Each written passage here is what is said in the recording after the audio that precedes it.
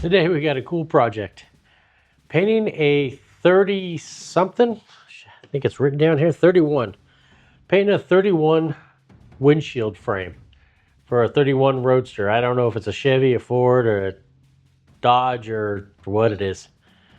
Our friend that owns it likes all different type of wacky vehicles, which is really cool. She's had some rot rods and some other stuff. I think this one is probably one of the nicer painted ones she's owned. Her old windshield frame got all rusted out. She got an aluminum one from these guys. I'll post it down below because I forgot. But she gave us the task of painting this aluminum, really well done aluminum windshield frame. Whoever built it has a curvature in it. They did a great job. So hats off to them. Now it's time for us to make them look good. First thing we got to do is clean it, Scotch-Brite it, scuff it, do all that stuff, which I've already done. I didn't want to bore you guys with that, but you guys have seen enough of my videos to where you understand. Just Scotch-Brite, some 120 grit on aluminum, just 120 grit is perfect. Scotch-Brite it with a red Scotch-Brite pad and get in all the nooks and crannies and all that. Aluminum oxidizes pretty quickly. So we want to basically scratch it right before we're ready to paint it. And we're going to use a special primer for it and all that stuff. I'll get into that later. But to prep it, we want to Scotch-Brite it, clean it, Scotch-Brite it, clean it, and just keep doing it until basically the rag comes off pretty clean. My first cleaner I use is window cleaner. It's made by that company. I got to look over there. Spray Away. I use that. I started using that because it wouldn't hurt all the airbrushing that I do, and I never had an issue with it causing any problems. On this windshield frame, we will clean it with that, but then we're going to also go over it with Prep-All. And I've used that stuff for years, never had an issue. So first up is, what type of primer do we use? The primer we're going to use is a DTM, direct to metal. And that's pretty much what you want to look for. All my primers are urethane based now. I stayed away from the poly base, and I will never, almost never, I wouldn't say never, but I would never use spray can primer. I just don't like it. Sure. It doesn't have a catalyst in it unless you buy one of the catalyzed ones, which I've never used, so I can't say either way. But this type of primer works the best. I've never had an issue with it. I spray it on everything from fiberglass to rubber to, plastics, kind of everything. So it's a good all-around primer. What I did notice is that it is pretty thin when you prime it, so don't think of it as a high build primer. Even though it says it's a high build, it does high build a little bit compared to like a sealer. But watch your coats because it does flow. Today we're not going to have a flow problem. We're actually going to reduce it down with some slow reducer. Just so that way we get a little flow because it is 85 degrees today. It's warm. Now the paint she gave me was a single stage from the PPG flavor.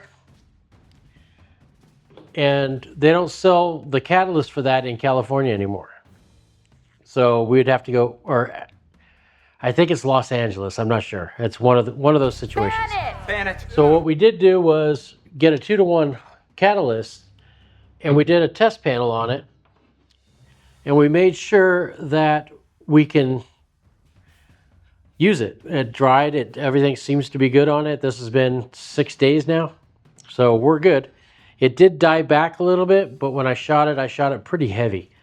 So I have a feeling the dieback is from that. If not, I am going to shoot some clear coat on top of it over our single stage. So that way I can color sand and polish it, and it's much more protected.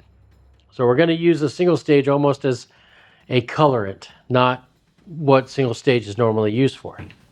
You want to get a good quality respirator, especially shooting these chemicals. You can use an air supplied respirator if you have it, but if not, these work good. You want to keep them in a bag. So as soon as you use it, when you go to store it in a bag, because these have charcoal in them, and the charcoal only lasts for a certain amount of time, then pretty soon it will stop working. So you want to make sure that that's in a bag. And I would say it depends on your situation. Every third or fourth job, replace it, maybe even sooner. If you start to smell any paint or any chemical in it, change it. It's not good to breathe that What's stuff. that smell? What smell? We do have a mixing cup, we do have primer, and the catalyst that goes with the primer, stir stick, and a can opener. So we're going to start off by opening up our can of primer. And I'm going to show you guys a little trick here that I do, that I was taught way back when,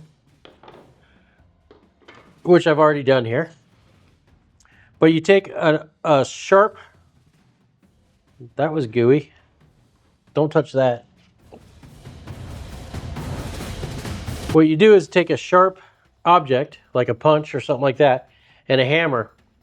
And inside this lip, you want to punch a whole bunch of little tiny holes. You could hear it. You want to punch a whole bunch of little tiny holes so that way the paint, if it gets in this lip, it drains back into the can. And that'll keep it to where you can keep your lids nice and clean. So this is a 4-to-1. And I know that because it says it on the can. Read the can, if not TDS, or go on their website, and there's plenty of information out there. We're going to mix up a 4-to-1 batch. Down here, we're just going to go low. We don't need a lot of it. I'm going to go to number 2.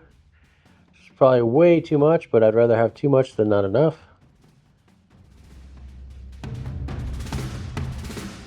Okay. Now you guys will be able to see it kind of go back in through those holes. You just kind of push it into those holes. So that keeps that clean. Good job. Yay!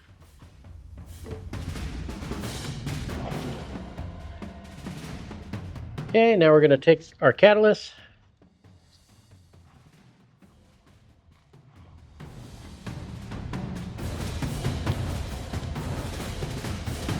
And we're going to go up to our number 2.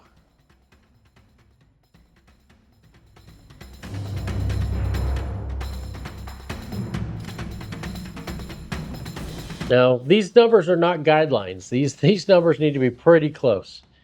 I wouldn't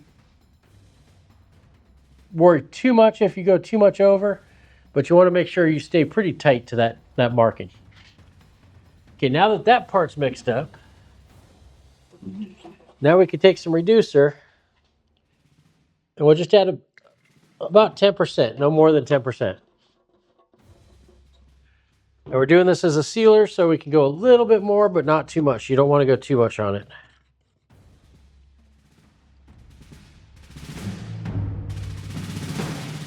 Should say on the can.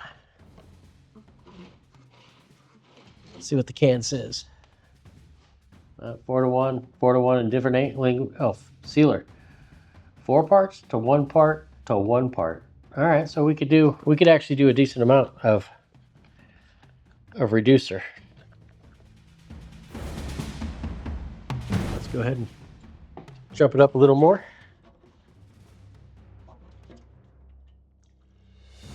Okay. Now basically we have to do this so our paint will stick to the aluminum.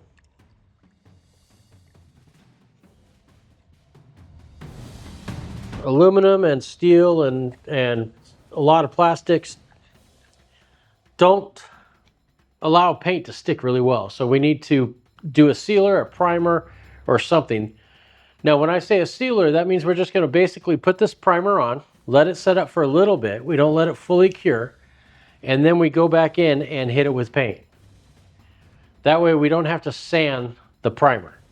Now, if there was body work and stuff like that to be done, we would have to do that. But this is clean aluminum, nice. We don't have to touch any of it. So there's no point on putting on primer, sanding it, and then painting it. So we're just going to skip a stage.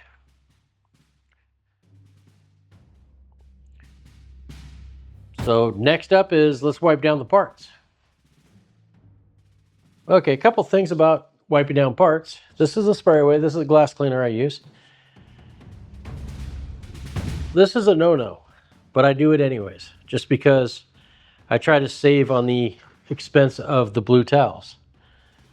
Now, I know we're supposed to charge our customers for it and all that, but most of my customers are friends and family and all that, so I try to keep costs down. Now, what this does do is make it to where I do have to use other stuff, because I'll show you in a minute. We have to worry about lint. Now, this is the problem with aluminum. Aluminum, you get oxide. This has been sanded and cleaned, wiped down a couple times. So we have to keep on wiping, trying to get all this aluminum oxide off of it.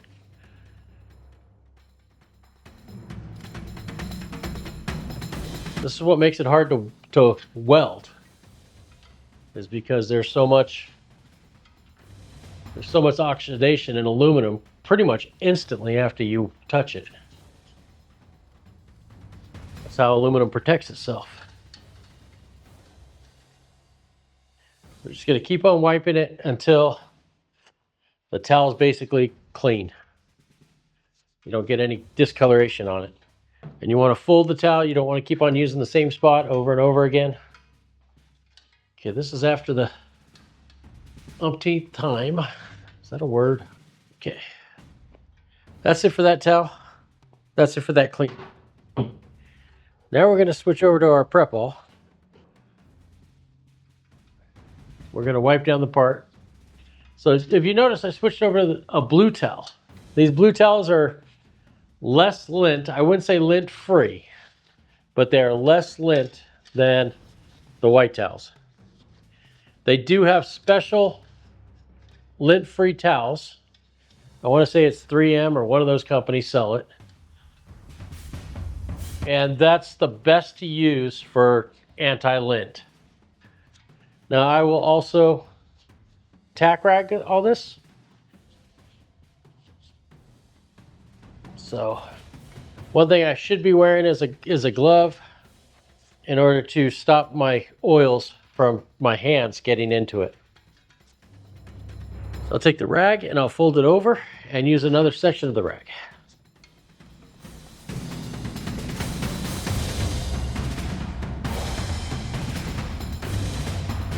Okay, I get a little piece of hinge over here I'm going to go do, and then I'll come back.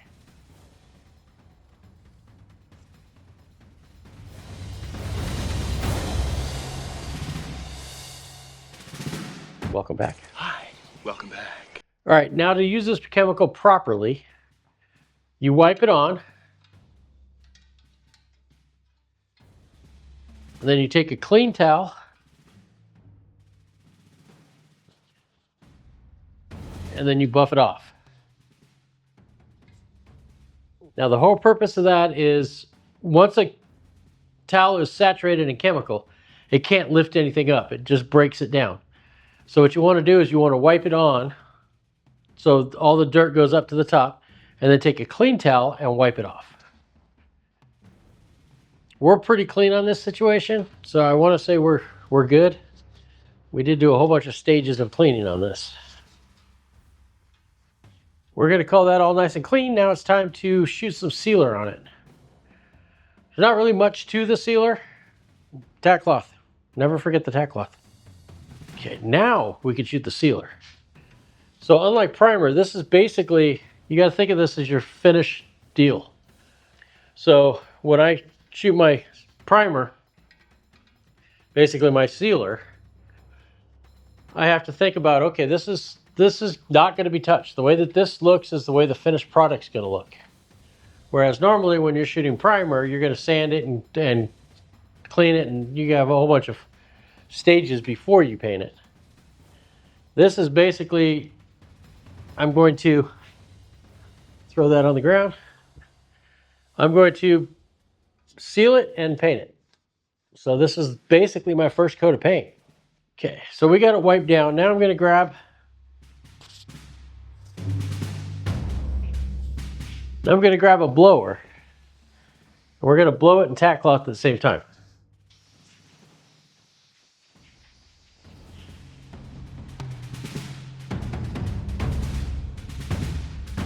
Very difficult when you have two hands and part flies all over the place.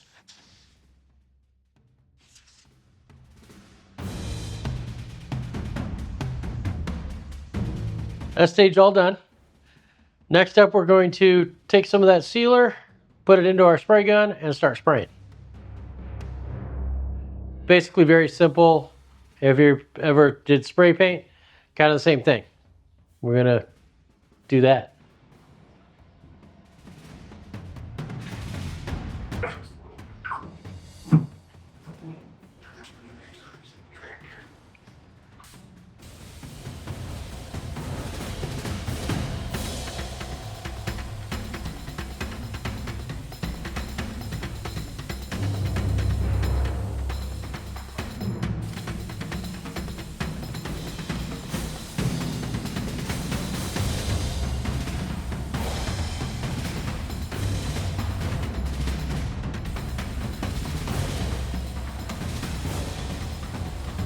We got the sealer shot. I got it off my table. I cleaned out the spray gun. We got everything else done. Now it's time to mix the paint. This is where it is really important to make sure you follow their instructions. This one is a 4 to 2 to 1. 4 to 2 to 1. So we need to make this basically with our own hardener, which is a 2 to 1 hardener. 4 to 2 to 1. So if you cut that in half, it would be 2 to 1 to half. So that's what we're going to do. That's what I did on the test panel, and it dried. I got lucky. Like I said, it did have a lot of dieback or like shrink, if you want to, you know, like today's market, shrinkification. It did that. Now this is a pearl metallic kind of colorish. I don't know. She gave it to me. But we need to mix it up, make sure it's all kind of stirred up. Now we're going to pour it into here, and we need a 2 to 1 mix ratio, which is right here on the cup. So we'll go to 2, should be, no, let's go to 3. We're going to go to the number 3. Boop, right there. Clean out the lip. Now I didn't put holes in her lip because, well, it sounds like a tattoo artist or something. I didn't put holes in her lip piercer. It's called something. Because it's not my can. If it was my can, I would put holes in it. Now, since I got paint all over the place, that's what I'm good for. Just ask Chris. 2 to 1. Now we're gonna take the, okay, we're gonna, always have a set of pliers on hand.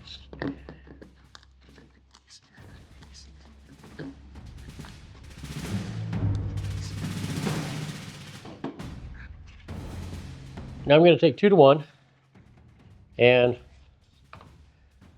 go up to the number 3, because we went to number 3.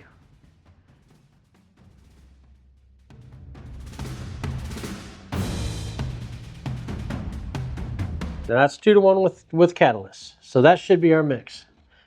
Now we get to go to half with reducer. Over here.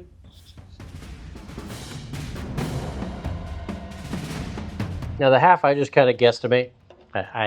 There's no 2 to 1 to half on this. There's not even a 4 to 2, so it can't even go off of that.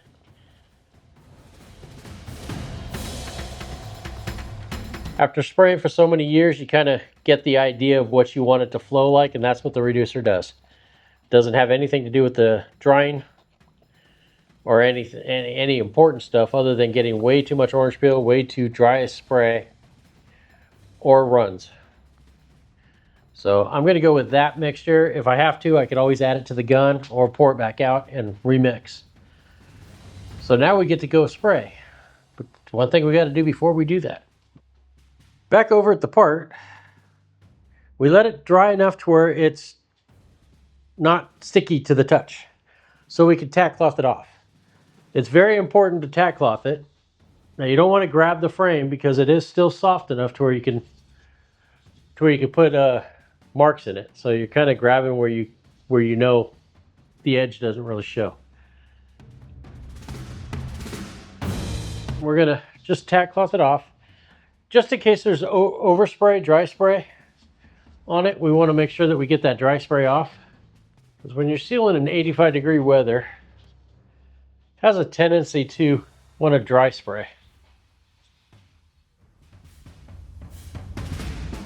So you don't want to have to try to get your paint to cover the dry spray. I'm going to go ahead and do this other part, and then I'll come right back.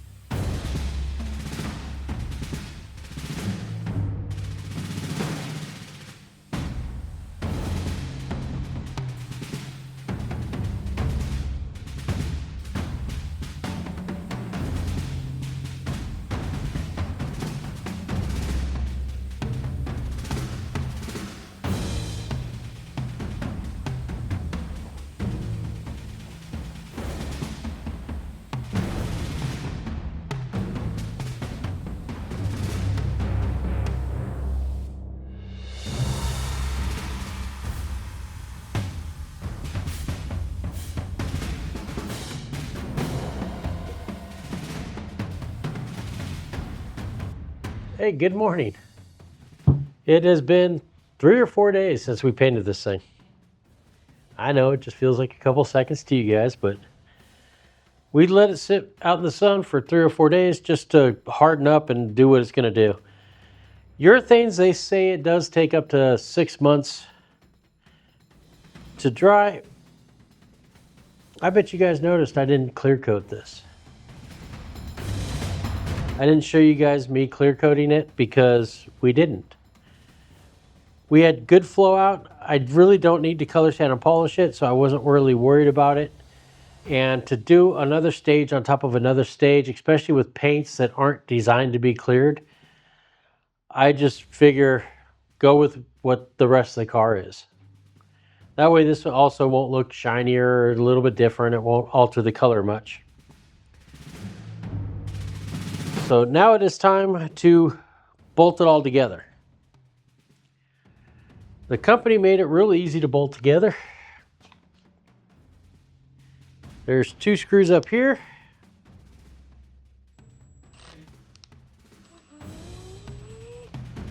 And they're small little tiny screws. I'm assuming they're shipped all put together. I haven't talked to the company yet about their windshield, but it came to me all together. And to paint it, I'd rather paint it without the glass in it, because then you have to worry about the rubber and not getting paint up in the edges and all that stuff. Now, I could have painted it apart, but I think together it holds the frame exactly where it's going to go, and we don't have to worry about extra paint buildup and where it has to slide in, because that's a little tight tolerance. Okay, so we're going to get rid of this piece. We have the windshield here. We have all their, this is like a press-in rubber seal that they have for glass. Anybody that has done vent windows or something like that knows about this stuff. Normally it's really big, due to the fact that this has been installed, it's going to be different. Okay, how are we going to do this alone?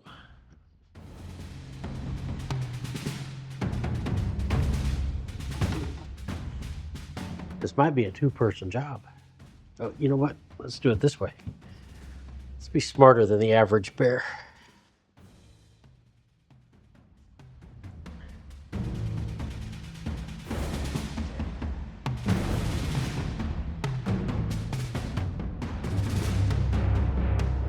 Normally this stuff is like an inch wide or inch and a half wide. This has already been trimmed, so it's going to make it much more of a bear to do.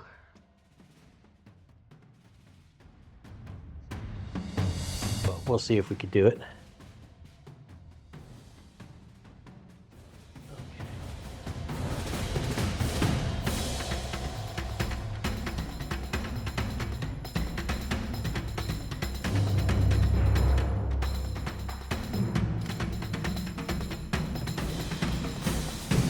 I have a loose fitting glass.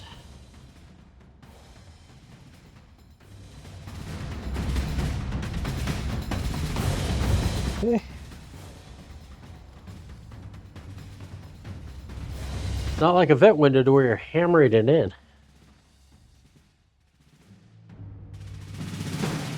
They sell different thicknesses of this rubber.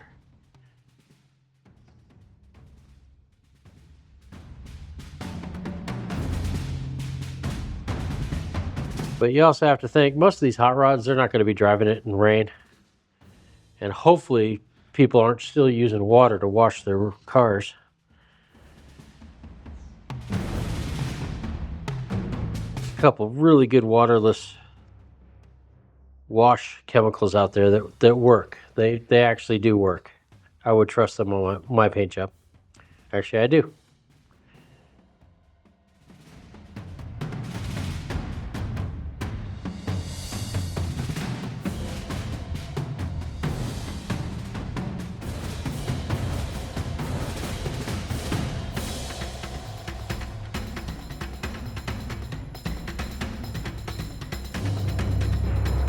Put it on, pressing it tight and kind of stretching it a little bit because it was a little bit shy.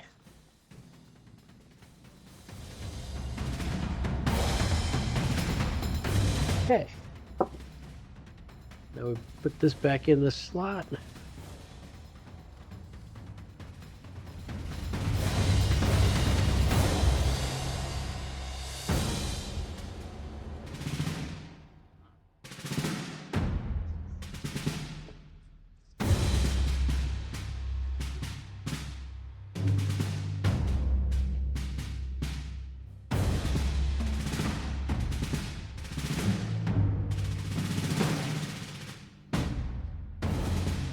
And there that is.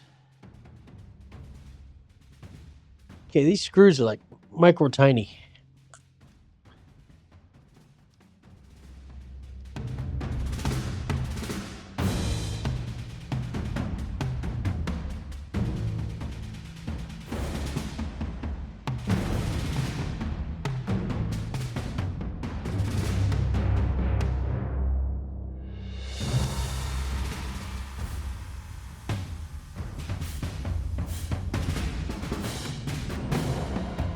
And these are beveled, so they're going to kind of self-center themselves.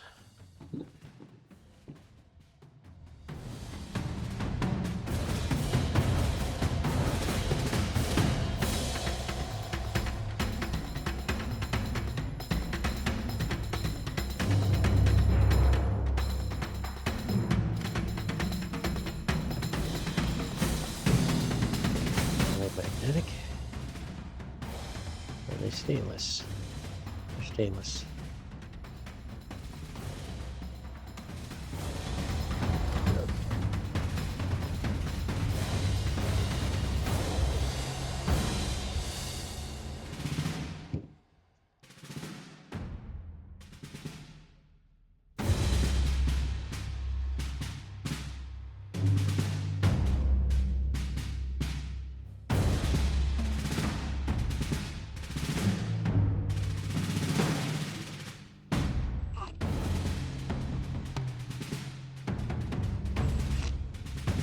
I would suggest using a regular screwdriver.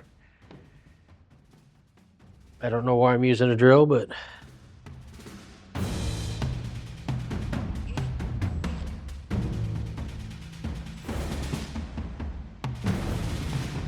alrighty. So that's the windshield frame done.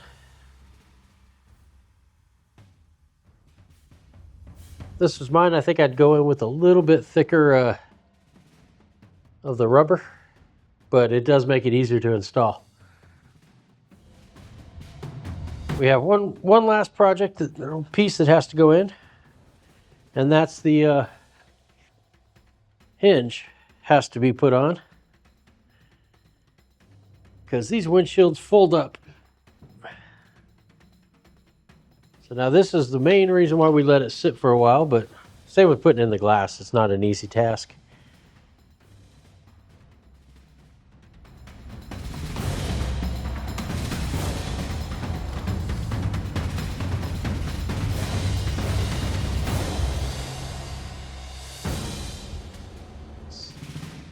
There we go.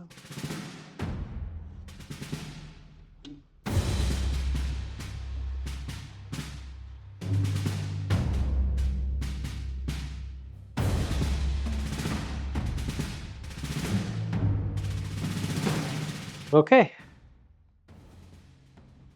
so that's done. So all we have to do is clean it off. And after our friend installs it, I'll have her take a picture of it.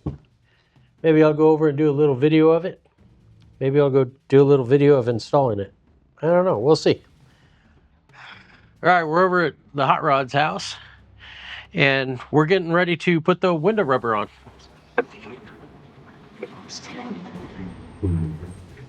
Brown Santa's here. All right, so we're gonna put the windshield rubber on, and we need to do a little bit of cutting. We found out that cutting it's real easy with the with scissors. We have to cut like a 45 degree. And then we'll cut it to length. And then, which camera do I talk to? I'll talk to that one. You're it. So I'm going to cut it at a 45 degree.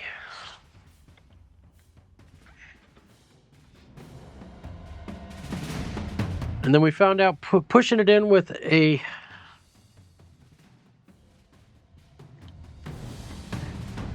just a putty knife. And then according to them, the best lube in the world. So it's liquid wrench, heavy duty spray lubricant. I would normally use WD-40, but they say this stuff's better, so we got to use it.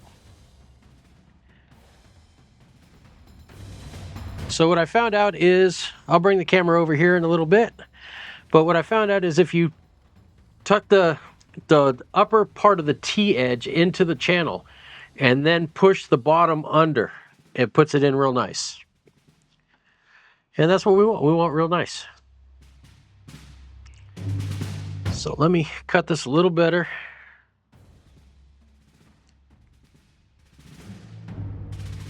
All right.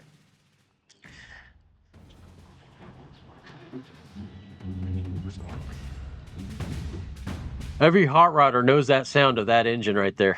That's Brown Santa. He brings all the gifts.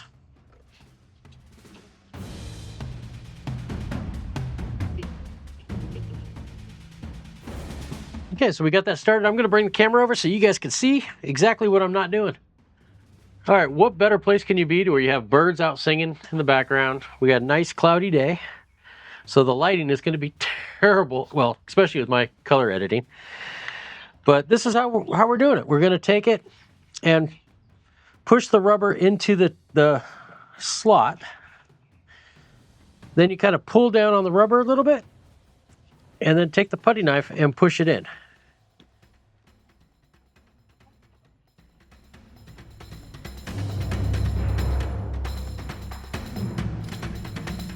Now, because this is dried for almost a week now, I want to say that we're good on the paint.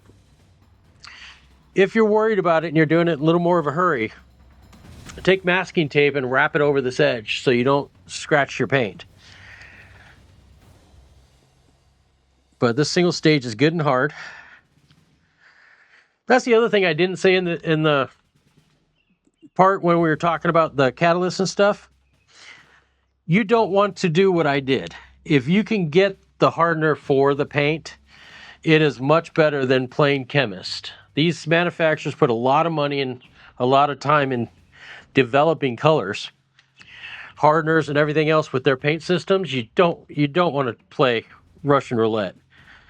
We got lucky.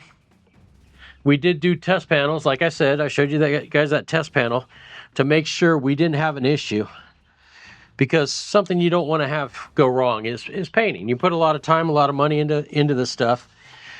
You don't want to have to go back, sandblast it all back down to bare aluminum on this case and repaint it. So what we did is like a Hail Mary, you know, you don't want to take that chance of getting it all done and then going, hey, why is my paint sticky still? So it was that easy. We're done. So what I'm going to do is continue this bottom edge. So we have both clean cut straight pieces. We're going to have to cut a 45 into it.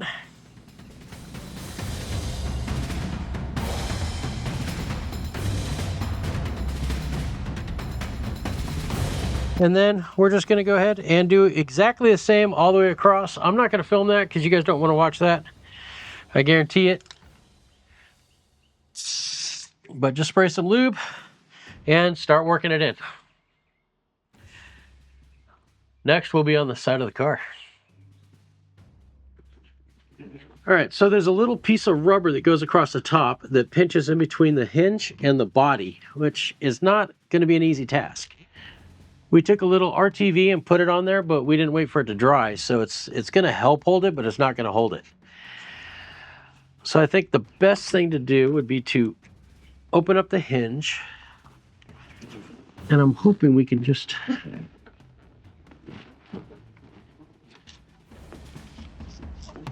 set it up like that.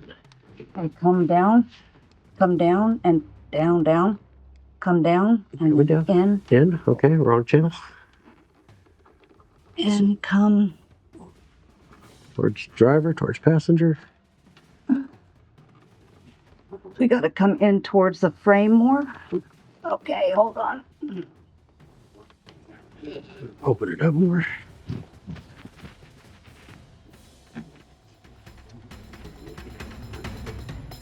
What we figured we'd do is get one screw installed and then have that kind of help hold it in place. And then we can adjust it for the others. And it is a flat blade, a common screw. So it's a wood screw. These are all made with wood and then they're wrapped in metal. Drop this part, let's see. Watch your fingers right here. Okay.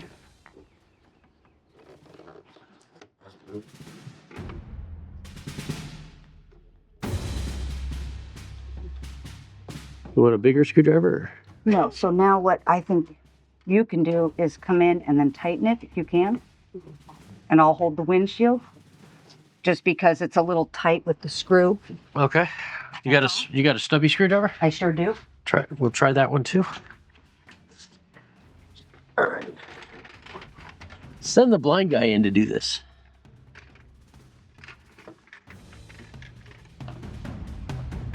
I'll hold the window for you. Here's a couple of these. Okay. Yeah, let me. Yeah, I think stubby might be easier.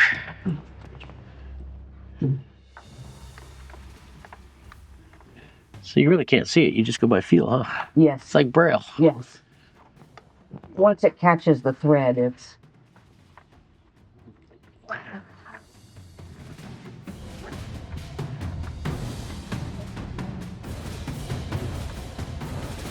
All right, I think that's enough to hold it. Okay. Let's try to do other screws.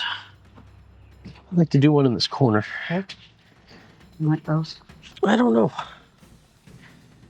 Let me hold that for you. Makes a blind guy blinder, right?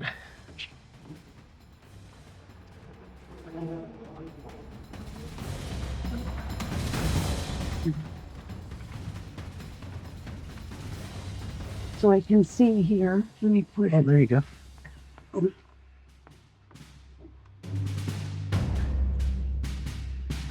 Can I help you? Yeah, can you push it towards the car? So it's just, that's what my problem was, but it's not going any further. All right.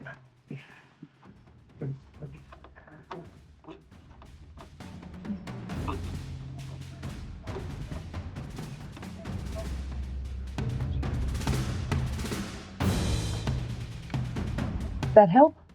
Yeah, I think we're doing our. Fabulous. I think. I don't know. I'll let you know when I get done screwing it all in and it falls out. Yeah, these cars are pretty cool. They're made with wood inside all the metal. And that's where your hinge bolts go into and everything else. That's why they rot out so bad. Is that why my floor is wood as well? Yeah, and the reason why this rag top is in here, Okay. because they used to have a panel that went in here because they didn't make the metal all the way across. There was a wood insert that went into it with material on it. Exactly what you're talking about. And those would rot out, and then you'd have a hole in your roof. Okay. Makes sense. Normally when I do stuff like this, I switch out all the screws to Allen. Okay. That would be a lot. They're hard to find. Allen wood screws are hard to find, but they're out there. Okay. I could do that in the future. Yeah, anytime you take off a screw, just switch it over. Before we go crazy on it, we should try to pull that blue tape off. Okay. I don't want to pinch your fingers. Oh, come on.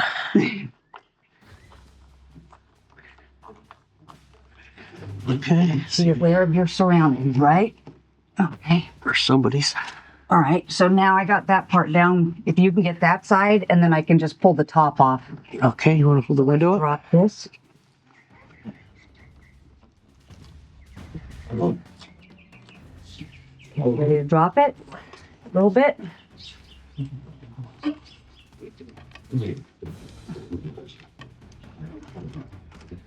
Can you get it? Got most of it. Okay. And then this one. Done. How strong are your fingers? Exactly. See, with an Allen, you can use a socket and Exactly. a ratchet. Yep. So you can strip them out real easy. Never thought about that. The other thing is like the square head bolts that they use in the motorhomes. Okay, so we are missing one. Okay. So.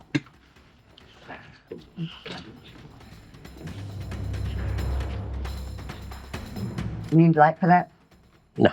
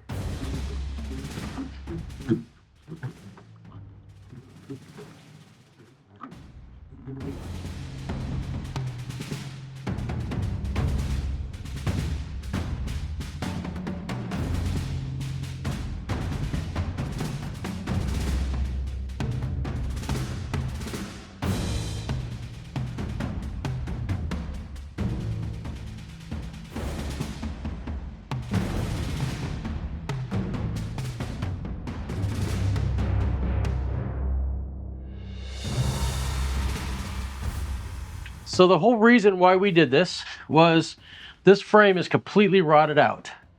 The aluminum will never rot. We don't have to worry about rusting anymore. There's nothing to really go wrong with it. So this is the whole reason for the video. Once again, thanks for watching. And if you need somebody, hit Ricky up. He's the best in the business. Thank you, I Ricky. just try not to screw up. Thank you, Ricky. You're welcome. All right, so that's it. That's how you put a windshield in. No, so basically with the screws up top, that finishes it off. And now we have the rubber in, it's all done. The color looks like it matches really good. So follow us on the next adventure. We'll see you then.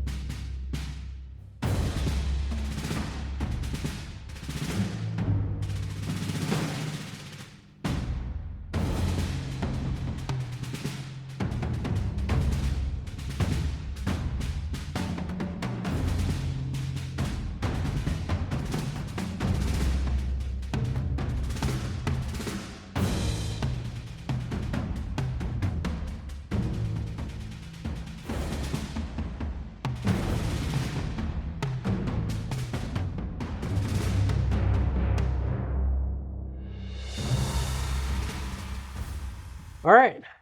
I want to thank you guys for watching. Hopefully you guys will check out one of these other videos that are over here. And we'll see you on the next adventure.